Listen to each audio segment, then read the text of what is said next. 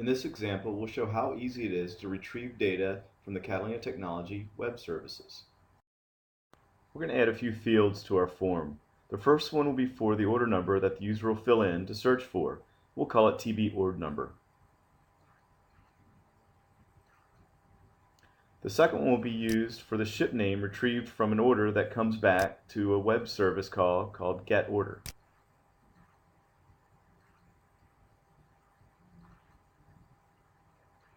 Let's add a third one that'll be used for credit hold to display whether an order is on credit hold. This also will be coming back from a call from a web service called getOrderMethod.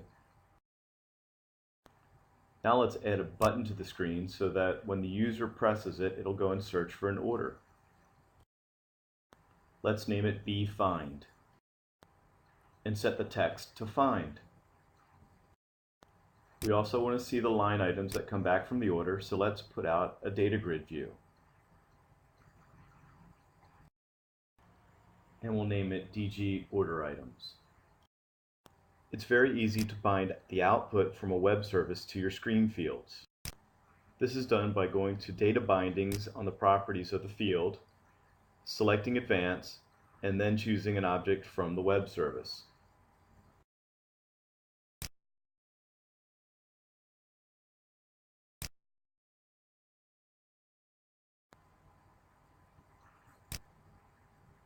You then choose the field that you want to display in the text of the screen field. In this case, ship name. Then press OK to save the setting. This action automatically created an order binding source for the object. Now let's do the same thing to the next field.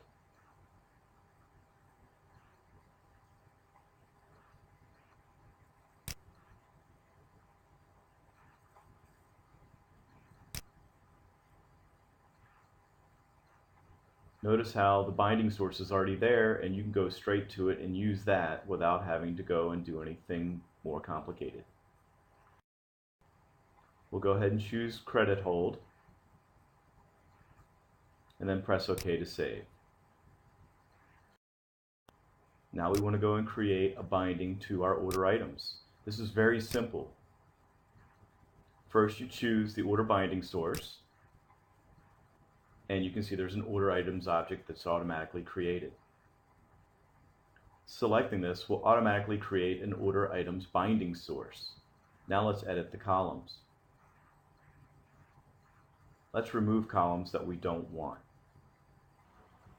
And we can move things around in the order that we'd like.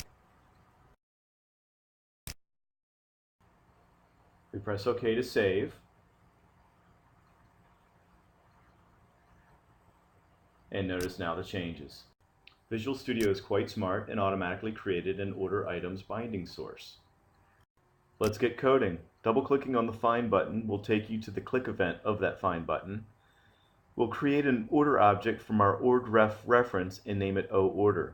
Running the getOrder method and passing it the text value from TB order number will return an order if it's found and place it in the OOrder variable. Now we can set the data source for the order binding source to the OOrder object, and that's it. 2 lines of code fills in a screen of data. Save your code and go back to the designer. Now let's run our application. Entering an order number and pressing Find will search an order. You can see that it will retrieve both the header data and the line items. Let's go and do a few more searches to see how things work.